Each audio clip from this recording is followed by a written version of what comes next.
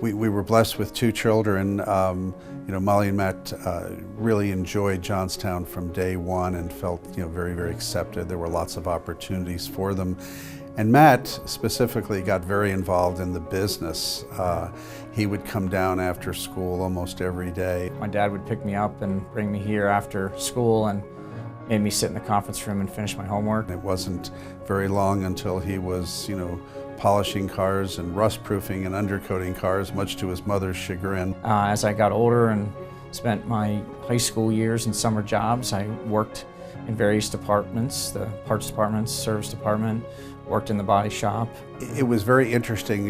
Matt went away to the University of Maryland, and during that time he would come back in the summers and work in the dealership. At this point he was helping to sell and wholesale cars, going to the auction, taking on a larger responsibility, and had asked me if, what role would he play, when he came back after college. And I said, well, you're really not going to be welcome to come back right away. I want you to go and work somewhere else in the industry. I graduated from the University of Maryland in 1996, and I was hired by the Oarsman Auto Group at their dealership in Northern Virginia. And he went to work for the Oarsman Group, a terrific organization in metropolitan Washington, and rose to the level of a service manager in a rather short period of time. In the end of December of 1999, I made a difficult decision, but I felt like the timing was right, and that was to move back to Johnstown to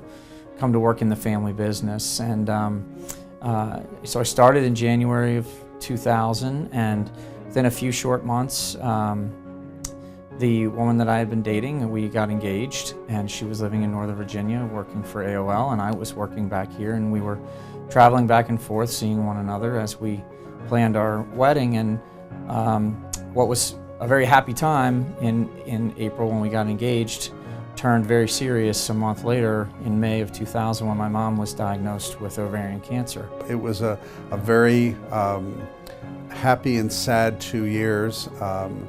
Happy as he came back, and certainly sad as he saw his mother's disease progressing. That was an incredibly difficult time for the family.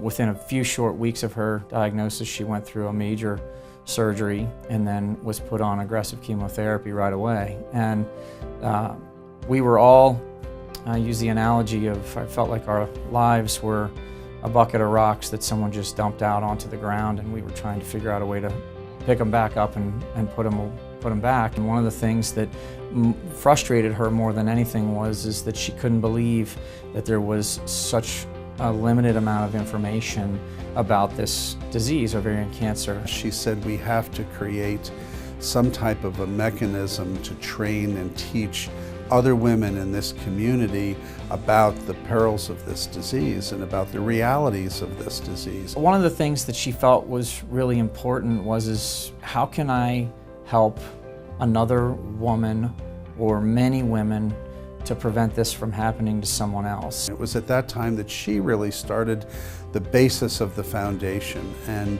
she said, you're good at raising money, why don't you get involved and start a golf tournament? She would always say, you guys are good at doing that kind of administrative stuff to my dad and I, and you guys are good at raising money and bringing people together and motivating people. This is what I want to do, but I need you guys to do that. And so we at that time built our first annual charity Pro-Am Golf Classic. And she actually acted as the catalyst for that first golf tournament and the second one, which was actually happening while she was in hospice, and she passed away several days after that tournament. And that was the beginning of the Gynecological Foundation. The innovation of this tournament, when Ann came up with the idea, I don't even think she fathomed the belief that it would become what it is today. We find ourselves now, 16 years later, with the event going very strongly. It is the sole fundraiser for the foundation, which has raised over $1,500,000 to date. And hundreds of thousands of those dollars have been pumped back into our community. There were a lot of discussions about how the money that was raised would be used. The amount of money raised that stays in this area, I mean, you have all these different agencies and supports, charities that you can donate to all across the United States you see on TV. But where does your money go? It's really nice to know that we are helping the people in this community. My mom was a very private person when it came to her treatment and her journey with having the disease, but when it came to education and awareness, she wanted it to be very public, and she really wanted to make a difference so that other women didn't go through the same thing that she did. So I know she would be immensely proud of what we've done and that what we continue to do and how it's continued to grow, and that we're really making a difference. She would be so proud. Not only was my mom a great mom and a great wife and a great sister and a great aunt, but she was a great teacher. She spent almost all of her adult life as an early education teacher, primarily in kindergarten, and she felt very strongly about early childhood development and education, and so we've used the spirit of who she was and what she believed strongly in, and we've partnered up with several of the local schools, one of which the school, Wimber Elementary School, where she taught for decades. Every year we have launched off a mission to turn the town teal, and we put ribbons up all over town through Somerset County and through Cambria County and all of Greater Johnstown to raise awareness. And hopefully people drive by these ribbons every day and say, boy, you know, it's September and I've driven by these ribbons 5 times. What the heck is that teal ribbon up there? And if they ask that question and they do a little bit of research and they come to find out that it's raising awareness for ovarian cancer, then we've done our job. And that was the thing that she felt most strongly about, was getting that message out there, making sure that people understood the symptoms, and that we start young. We want to work for a family like this. I can't express in words. Ann Harris Smith was a great person. She was one of the people that remind me of more like my father was. I lost my father to cancer, and I'm sure we all know a number of people that lost family members to cancer. I have personally had family members who have passed away from cancer, and it is great to work for an organization that is so passionate about helping other people. Toyotas have given us so much help that we in return give the community just as much help back. Toyota has been such an important part to the Laurel Auto Group family for years, and Toyota always tells us that their crowning jewel is their relationship with their dealer body, and they, when they say that, they mean it.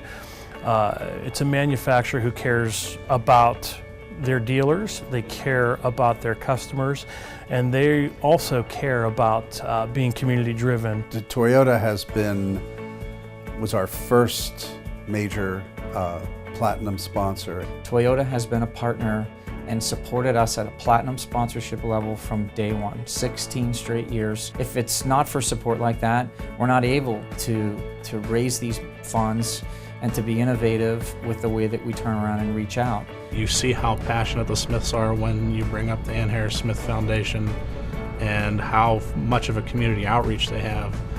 I think it started with that, but it seems like every other month in here they're donating to another local cause or a charity, offering grant money, donations, writing giant checks, just from like kickback from what they've had given to them through their foundation. They're trying to give it back to the community.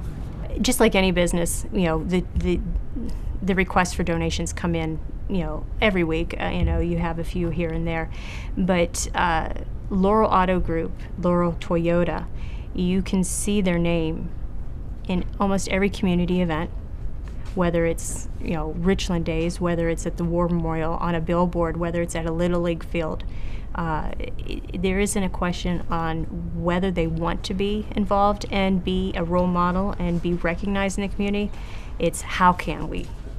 My name is ROSALIE DANCHANKO, and I am currently the Executive Director of the Johnstown Free Medical Clinic. My first introduction to Matt Smith was through the dealership match program, and both he and his dad were very kind and very supportive in providing the funds to the free clinic. And as I said, that money resulted in our being able to get over $500,000 worth of free medicine for our patients. You know, and it comes back to, you know, our foundation being, you know, backing us with that, with the support of that. But I don't think that Laurel Toyota really was the deciding factor. Well, we have to donate because we want our name out there.